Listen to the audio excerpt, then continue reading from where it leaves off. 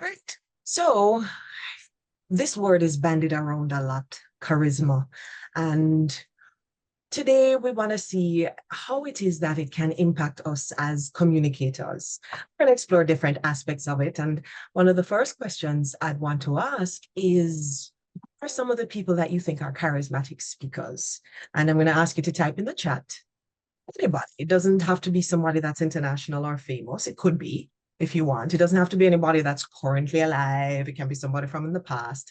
But I'm curious to see who you think of as a charismatic speaker. So just type those into the chat for me, and then let me see how that works. I see Michael Mirage. I know Michael Mirage. Okay, Jim Rohn, Lisa Ann, Miles Monroe, Madame Jones as waiting for Barack Obama. I see Michael Manley. Those are two quite popular names when it comes on to speaking of people who impact audiences in a great way. And Oprah, I'm seeing that. Les Brown. I see Simon Clark from Essie, but I think that should be Simone. And then we have Martin Luther King Jr., of course. So keep on typing so that I can see what the perspectives are, because each of these different persons have different personalities, different speaking styles, and bring different things to the conversation. Portia Simpson Miller, thank you, Janet. That one for sure as a charismatic leader. So today, we're going to see what they have in common, what are the things that they do, and what that or how that applies to you. So for today, we're looking at charisma, and we're looking at it from three perspectives. First, what is it really? Then, how do we develop charisma? Because I think we all have a little. And then, what are the ways that we can deliver using some of the aspects, techniques, characteristics, whichever word you want to use, of charisma as we move through? So as we go, I'm going to ask you to either type your questions into the chat or hold them until we get to the end. So you've already answered my first question, which was which public personality you think was or is extremely charismatic.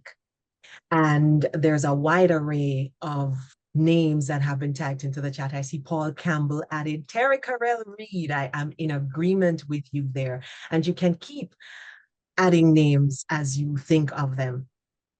But what is it really? That's the first part of our interaction today. What is it that we have identified as being this charisma thing? And if you go search for charisma online, you're going to see a bag of different articles saying different things. But at the end of the day, it takes us right back to the word. So in examining the word itself, it's of Greek origin, comes from a Greek word that means gift. And it speaks to this almost indefinable gift that those people have that makes them so appealing to audiences. And researchers have tried a whole bunch of different studies to say, well, how do we pin it down and how do we share it? And they've defined it in different ways. This is one of the definitions that I like because it pulled on supernatural and superhuman and exceptional powers or qualities. And this is what it seems like sometimes when you're just in awe of a speaker and you're just lost in their message. There's something about what they're doing that is working so really well. Well, let's see if we can pull those little things apart some more. If you want to say, well, what are the characteristics of a charismatic speaker? Then you get words like passion and vision and authenticity and confidence and effective communication. So you see, even in here, you have an element of who the person is as well as what the person does.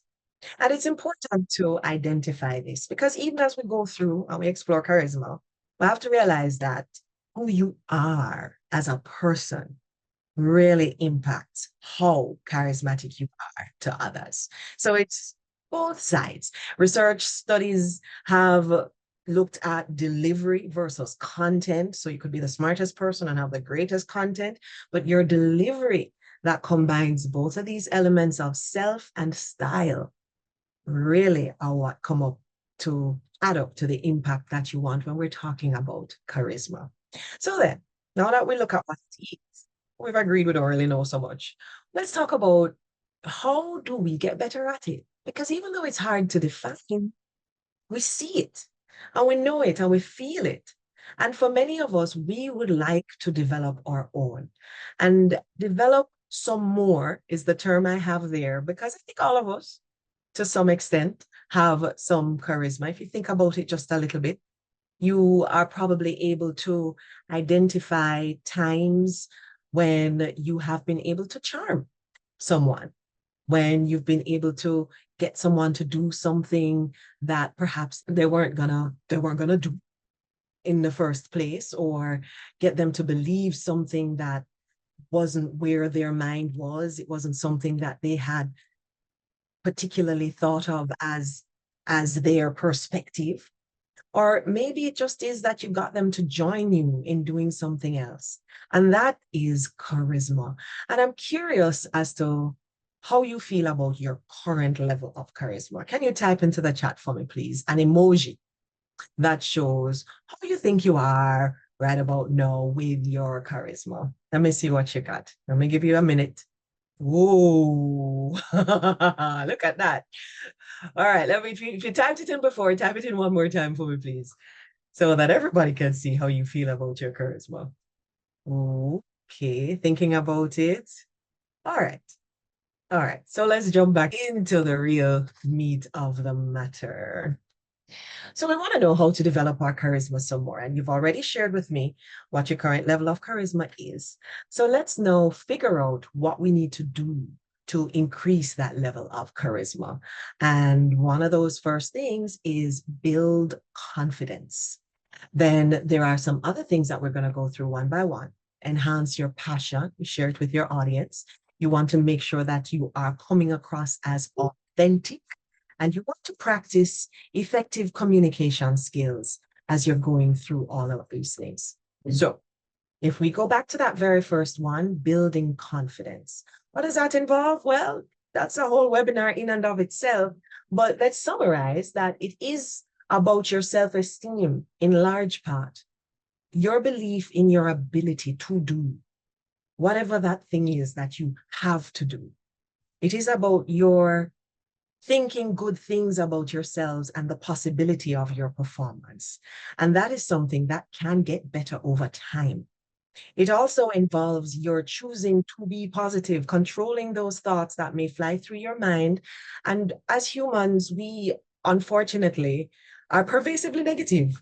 We think that things are going to go wrong. We criticize ourselves and others. We find what is wrong as opposed to looking for what can happen, what we would like to see, as opposed to speaking things into being. And our ability to control this is a part of our confidence. As a matter of fact, research studies have shown that audiences are attracted to people who are positive, who are not criticizing all the time, who are not doom and gloom all the time. And if you think about those charismatic speakers, they are in large part about speaking to a vision, many of them, speaking about possibilities and where you can go. So you have to now develop the kind of personality that does that, that looks for the positive, that looks for the possibilities and speaks those into being. So control those thoughts that are primarily negative. You want to also manage your space to support this process. And managing your space means that you are putting yourself in an environment for success. Yeah. You are making sure that the people around you are people that are good for your self-esteem. They're not talking about an entourage that is only pumping you up and lying to you, but people who are supportive and who are real and whom you can trust. And making sure that the people that you accept criticism and suggestions from are those trusted people in that space, in that circle. And the final thing I want to suggest when it comes on to building your confidence and therefore building your charisma is overcoming stage fright.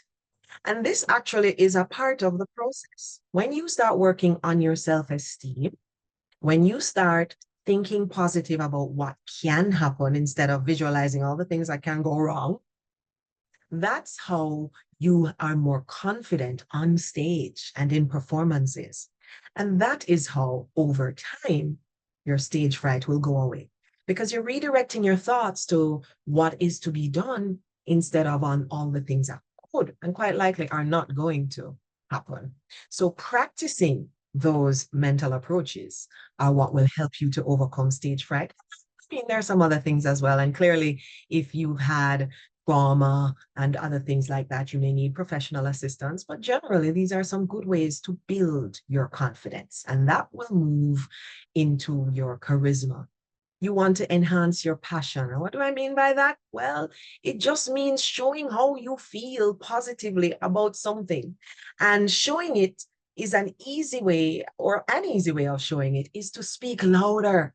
Once you turn up your volume, you sound like you are more passionate about what it is. Many of us are afraid to turn up our volumes. We don't want people to have their eyes on us, but you can't be charismatic and hide. So make up your mind. Speak louder, not shout, but project. In keeping with speaking louder, you want to also be bigger physically. Occupy space. You want larger gestures, not little ones that are here with your hands folded in front of you, but you want gestures that fill the room. You want to stand if you can.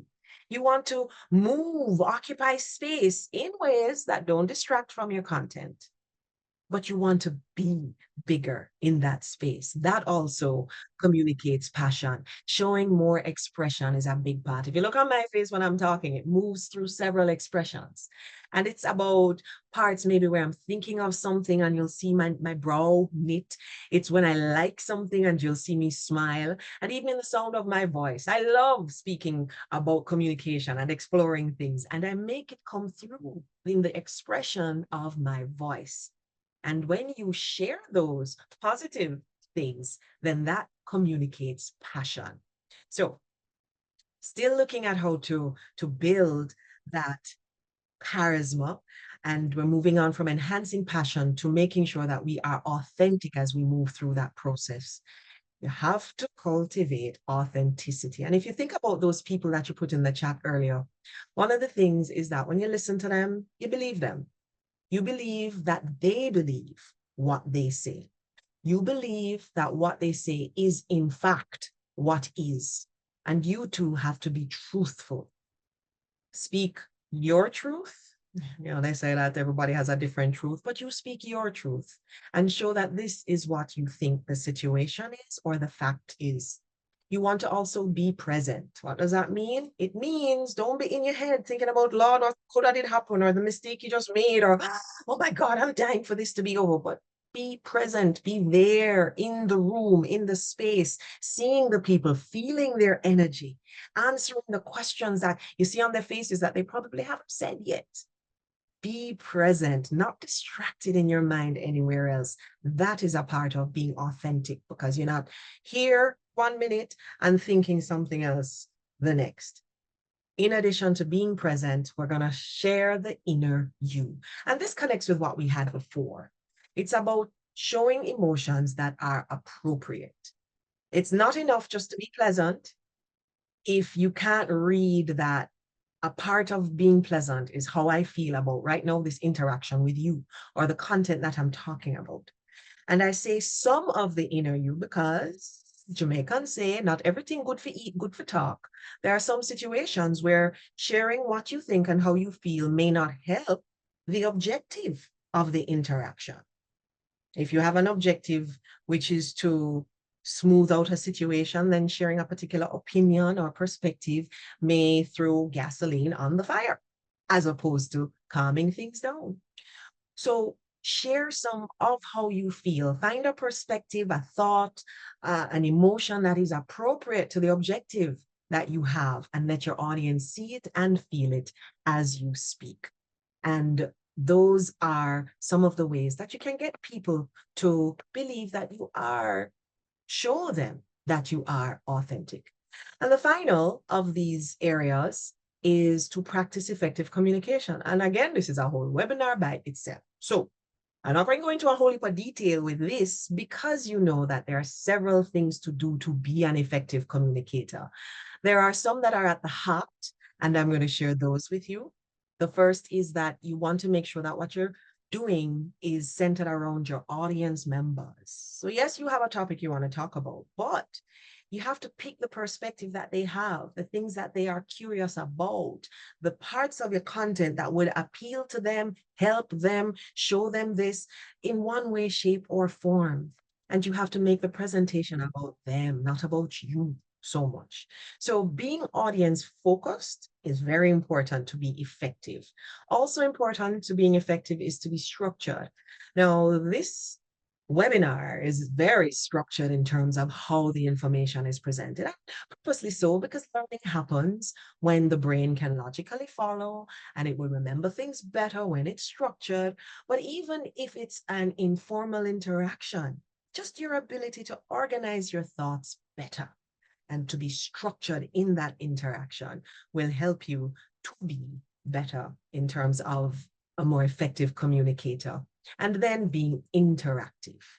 So asking questions, and those don't have to be questions that allow for immediate answers. I asked you a question at the start and you were typing in the chat what those names are, and that's good. Asking a question that makes people think, rhetorical questions, really good at keeping them engaged.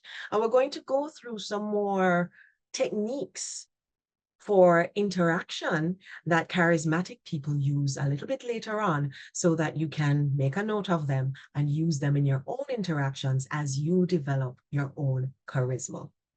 So we've gone through what charisma is. We've gone through how to develop more of it. Let me just check. Any questions? All right. So any questions, just drop them in the chat. Okay. The third part of our interaction today about charisma is what are the ways that we can deliver using charisma?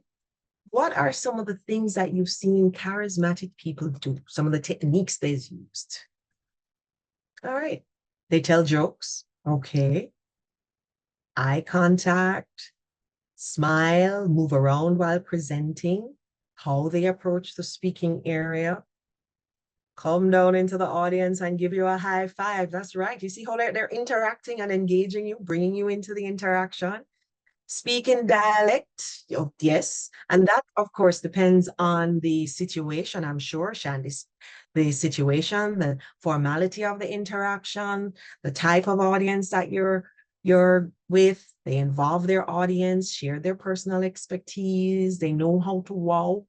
They share their personal experiences and make themselves more relatable to the topic and the audience. They engage the audience, absolutely, and tell stories. So quite a few of these things that you're seeing now, that you are sharing now, are what they do. And what it is at this point is that I want to share about, well, I'm not going to put up the whole research project and the response from the research project, but I do want to share with you the results of this research project that was done some time ago that studied a number of charismatic personalities worldwide. And they were different arenas, from entertainment, actors, singers, musicians, politicians, business persons.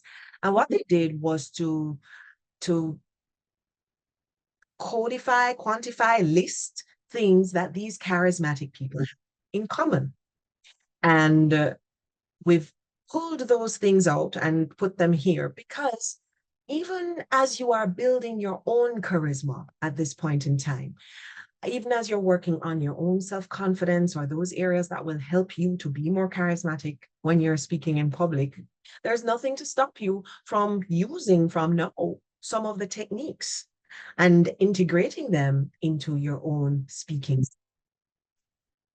We're moving across. The first one that they listed of these 9 techniques is that they say charismatic people use a lot of stories and anecdotes. Somebody said that in the chat a while ago, and that is correct. If you can tell a story that makes your point, then that is remembered more than the fact that you are telling. Of course, you have to now measure how much time you have, how much information you need to share, what kind of interaction it is, and therefore what story will work well for you. I was told in doing research for this presentation about Michael Manley. You had listed him as one of the charismatic speakers that you admire. Someone had. And I was told a story about Michael Manley, who, when he started, he is now revered as an amazing speaker. But when he started and he had to give his first speech in I think it was in some kind of union meeting, in a trade union environment. He had never given a speech before. He was 30, around about 29, 30 years old, and this was his first speech. And he was such a naive and I can't remember the word for when you don't know what you're doing. But he was just so innocent to the world of public speaking that when he finished and he had no clue how to bring it all together to have an effective end, he just stopped talking and sat. Just in the middle of what he was saying, and he figured he'd finished, he just sat down. And that was it. Flash forward to years later when this man is prime minister, and the story is told, you know how these stories go, but as Jamaicans say, if I know so, I near so. The story is told of this gentleman as prime minister and having some challenges with different workers wanting this, wanting that. This is always the case, no matter who's in charge. And this particular group of workers from a government agency were on strike out there with their placards and we want better pay. I don't remember what it was, but he drove up and those workers were from the opposing party. He is prime minister in power, and he drove up to these workers from the opposition party, and he came out of his vehicle and spoke to them with such passion and with such charisma that they all put down their placards and they stood there listening and nodding their heads, and they were with him. When he finished and drove off, the question was asked, wait a while ago, we just talked about, did we'll get the thing, we'll get the pay raise? And the response was, why would I really know still, but it sound good.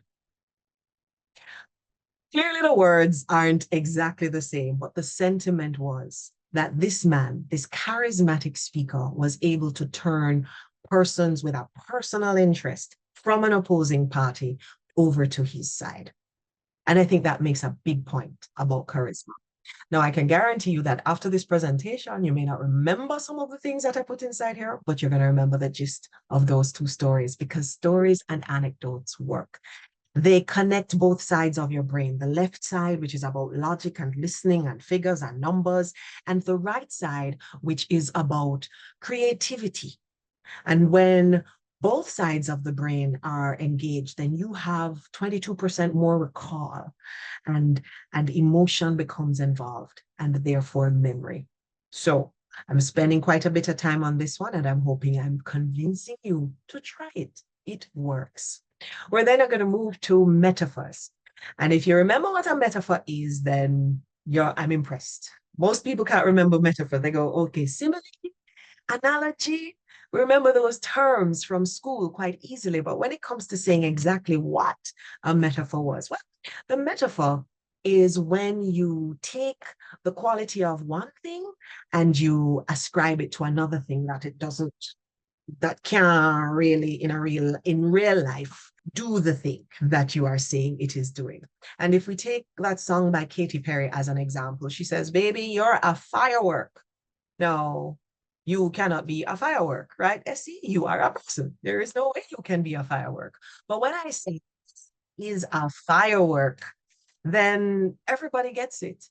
They understand about the personality and how bright she may be and the energy that she brings to a situation. And that's what a metaphor does. Katy Perry in the song goes on to talk about you shoot across the sky. We can't shoot across the sky, but we see it though. We get it. And if you can come up with the right kind of metaphor to work into your message, then that is a great way to engage your audience. The next thing I want to bring up is your ability to tie your message in to a larger cause, a bigger message. What is that moral conviction that you're getting people to believe in?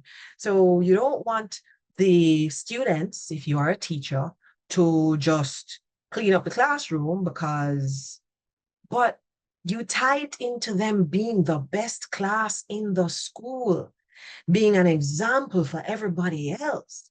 Now, all of a sudden, there's a different air about the request, about the information.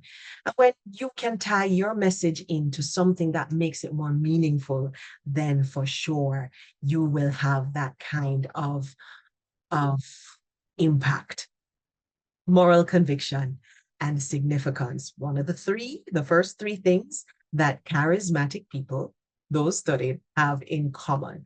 So we're going to move to the next three. And the first up is shared feelings. When you can let the audience members know that you understand where they are coming from, that you get it. Maybe it's, well, I was nervous just like you. Maybe I was a first timer just like you are now. Maybe it was, I used to hate mathematics. Or maybe it's just, I understand where you're coming from, that this kind of treatment makes you feel hurt. Just sharing with them your empathy, even if not your literal experience, helps them to be more open to whatever it is that you are suggesting. So you want to try to figure out what you have in common and see how you may use it at different points. Maybe just at the start, maybe somewhere in the middle. But when you can say, yes, I get your perspective, then it helps to bring people in with you. The other thing is pulling them to a place beyond which they perhaps thought they could go or reach, setting higher expectations. So we just had International Coastal Cleanup Day.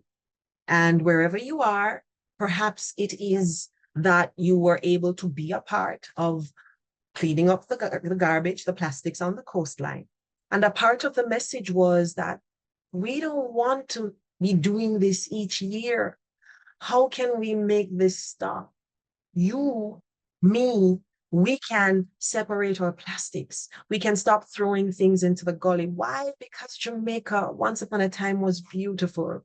It was the pearl of the Caribbean, and it can be that way again. And you can help to make it so. When you can define the change, help people to see what the change is between where they are and where they would like to be, and pull them into that movement to be a part of the change and set the expectation. That would now mean, if I go back to my analogy about cleaning up plastics and using less plastics and sorting your garbage, that would now be that we would help to make the world a better place or something along those lines.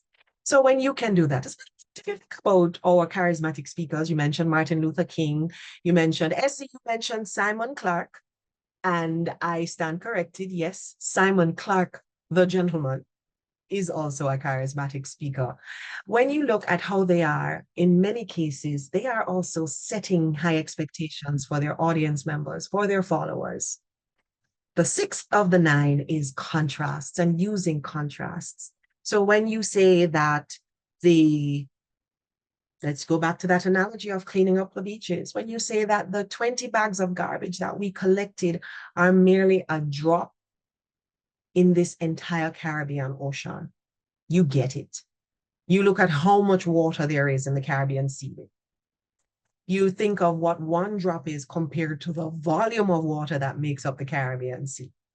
And you think that these bags that you may have thought were so many, and they are only a drop compared to the larger picture, you get it. What is the right contrast that will help people to visualize the concept, the point, the message?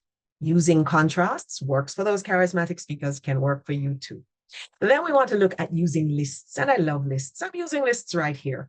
It makes you seem like the expert because you know that there are these 5 things, or there are 2 things that are involved when it comes on to this. And it helps people to feel better at receiving the information, because they can see the whole. They say, oh, okay, it's not too many. Or, okay, so I know where we are. You said there were 3, and this is number 2. Using lists position you as the expert and give that impression of completeness. And if you're doing it on the fly, you can just drop it in. If you started speaking to someone and then you said, oh, you realize you haven't listed, you said, well, the second thing is, and then you speak about that second thing. And in case you had started and you said you were going to mention three things, and you're in the middle and you realize that there's a fourth thing, that's okay. You can add it. The point is that you are using the list. So as you go through and you reach number three and you finish with the third thing that you've listed, you just say, as a matter of fact, there is actually a fourth thing. And it is, just add it confidently. But using lists helps with keeping people with you and helping them to feel that you know that entire world of the information of which you are speaking. We spoke to questions. We spoke about how questions can pull people in, and questions can create that feel of wanting to know what is the answer. So if you can appreciate the difference between, let me now tell you about one of the ways you can be more charismatic as a transition, and what are some of the ways that you can be more charismatic? You can see that in asking the question, there's a different kind of feel that you get. And if you can use that and make some of your content questions, don't necessarily require answers, but it does stimulate the audience to think and to respond in their minds, then you are pulling people in. And that is one of the techniques that charismatic people use. The last one I'm going to drop up there is like a combination of things. And again, it could be its own webinar. But I want you to know that you must pay attention to the messages you're sending outside of your words. Several research papers have shown that delivery, it comes on to charisma, delivery has a stronger impact than content. The delivery, the way you speak, the way things you are doing has greater impact than what you actually say. So what you want to do is to explore the nonverbal strategies that you can use to impact your audience. And there was one research paper I read, which was quite fascinating. I think, what did they call it? I put it down here. Like they said, direct eye gaze. Hold on. Eye directed gaze. Let me tell you what it says. I'm reading it here. Eye directed gaze hijacks attention and facilitates cooperation. And eye directed gazing supports leaders in appealing to and captivating their followership. The term eye contact, and one of you had dropped it in the chat earlier. Eye contact makes audience member. If you think of your being in an audience and you feel the speaker turn around or feel when the speaker turns and looks directly at you, it has an impact. You feel that they're speaking to you, and depending on what else they do, to you alone. So you're pulled into the content. Your mind, your thoughts have a tendency to want to stay in that space, that world being created by the speaker. So when you can now make sure that you are using eye contact in that way, then you are using one of those nonverbal strategies that work for charisma. Another one of those strategies is your gestures. And there's a concept of open and closed communication. Do you keep your hands together when you speak or when you're taking your pictures? Or do you have them open? That suggests that you are open to communication. You are open to suggestions. You are open to points of view. When you go read up on open and closed body language, then you can see the ways in which the things you can do. Don't have closed palms, for example. You want open palms that persons can see. Don't have hands behind you or in your pockets, because you want to be able for persons to, on a subconscious level, see that you're not hiding anything. You're open. You are sharing fully and receptive to what they have. Other nonverbal strategies, you have proxemics, how close you are, where you've turned your body. And many charismatic people do these things unconsciously.